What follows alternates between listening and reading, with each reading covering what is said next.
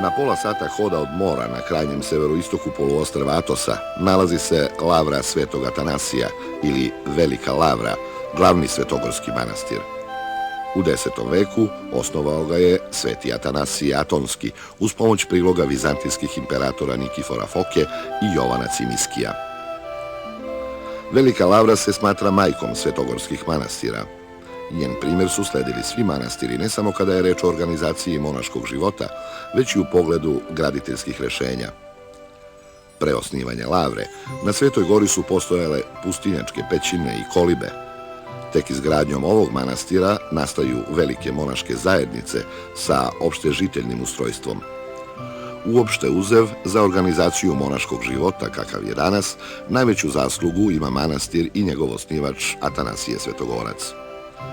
Manastirsko zdanje je okruženo jakim zidovima, a nad glavnom kapijom uzdiže se veličanstvena kula Cimiskijeva. U blizini Lavre nalazi se crkvica posvećena svetim besrebrenicima Kozmi i Damjanu, a crkvu je po nalogu Majke Božije podigao Sveti Atanasije u znak zahvalnosti zbog izbavljenja od đavolskih lukavstava koja su pokušavala da ga spreče u gradnji manastira.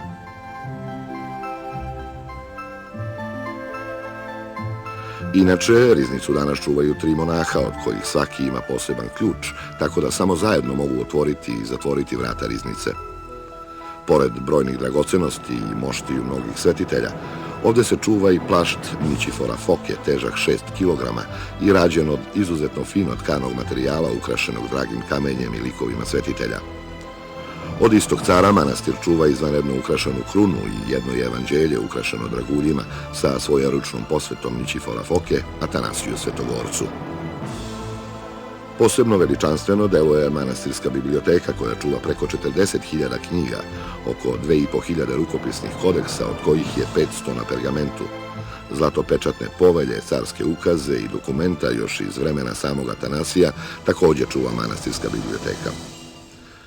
Veoma je očuvana i trpezarija sa freskama iz 16. veka, a u dvorištu se nalazi velika krstionica i 2000-godišnja kiparisa.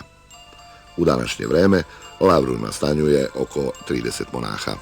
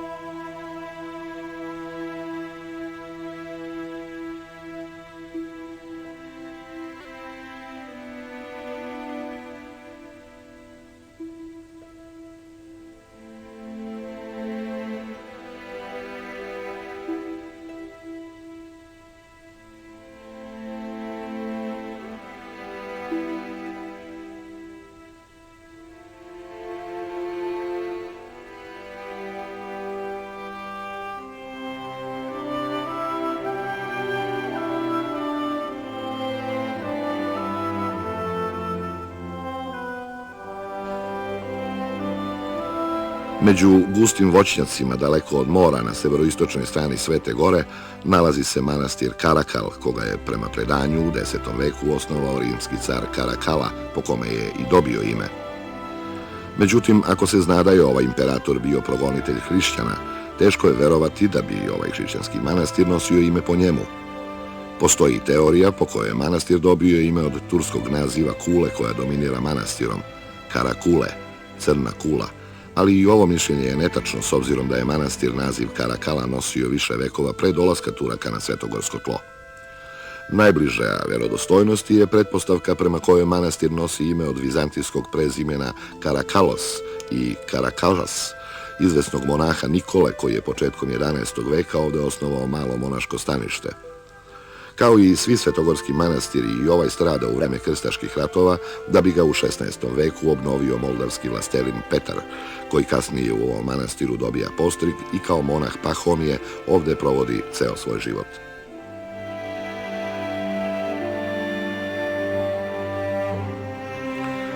Oko 2 sata hoda od Kareje na severoistočnoj obali Svete gore nalazi se manastir Iviron.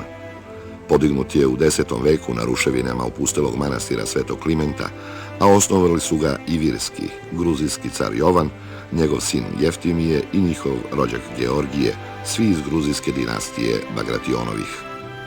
Po Iveriji, Gruziji je i dobio ime i bio je u posjedu Gruzijaca sve do početka 19. veka, kada je usled političkih previranja na istoku manastir ostao bez monaha i prešao u grčke ruke.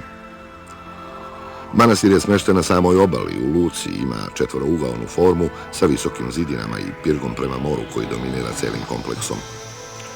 Na ulazu u manastir, s leve strane, nalazi se nevelika crkva sa čudotvornom ikonom Majke Božije nazvanom Vratarnica, Portaitisa, za koju su vezana mnoga čudesna događanja.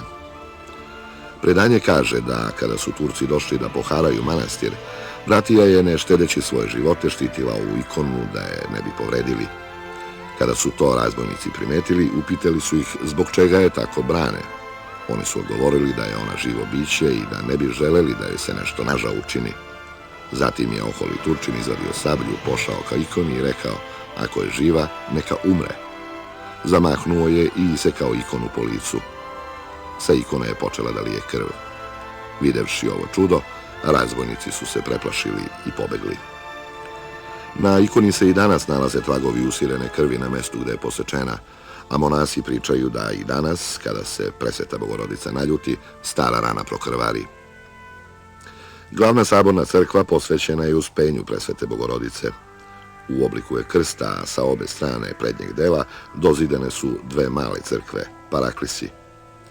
Freske su novijeg datuma, ali ima sačuvanih i iz 16. veka.